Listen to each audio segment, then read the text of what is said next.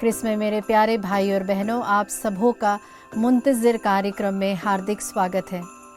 जीवन के सफ़र में हम कभी ऐसे क्षणों से गुजरते हैं जब परिवार या संबंधों में होने वाली छोटी छोटी बातों से हमारा मन बहुत जल्दी आहत हो जाता है। लेकिन क्या आपने कभी सोचा है कि ऐसा क्यों होता है? इसका कारण है हमारी अपेक्षाएं। हम लोगों से उम्मीद करने लगते हैं और जब हमारी उम्मीदें पूरी नहीं होती तो दुख, निराशा और गुस्सा बढ़ जाता है। आज हम इसी महत्वपूर्ण विषय पर ध्यान देंगे। उम्मीदों का बोझ उतारिए, आत्मा से भरिए।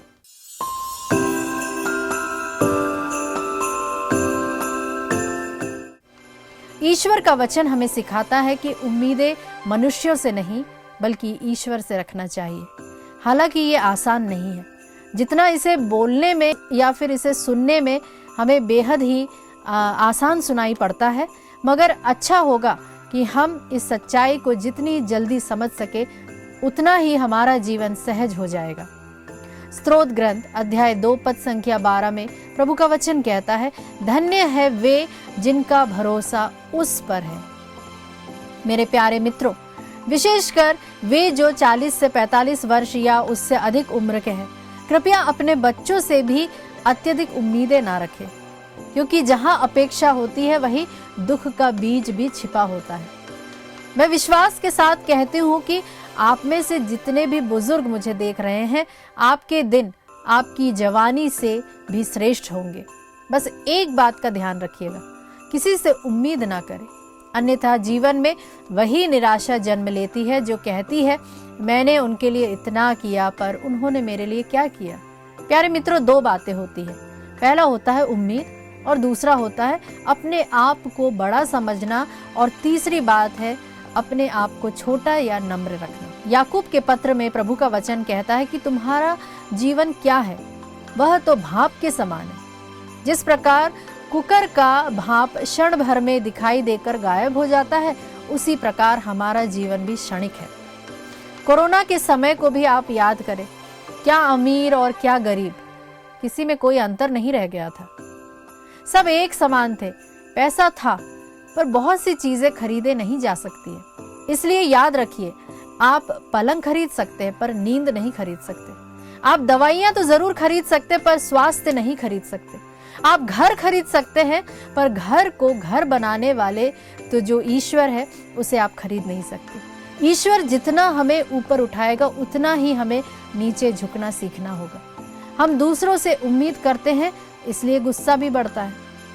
लेकिन अगर आप सचमुच गुस्से पर विजय पाना चाहते हैं तो प्रेरित पौलुस का एक संदेश आप हमेशा याद रखिए। गलातियों के पत्र अध्याय 5 में प्रभु का वचन कहता है, आत्मा के फलों में से एक है संयम, मतलब कि सेल्फ कंट्रोल।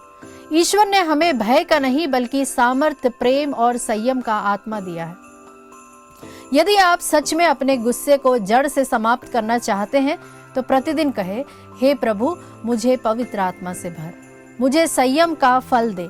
और यदि अब तक आप गुस्से में दूसरों को दोष देते रहे हैं तो आज प्रभु से कहे कि प्रभु गलती मेरी थी, मुझे बदल, मुझे संयम दे। याद रखिए, कुछ भी अपने आप नहीं होता।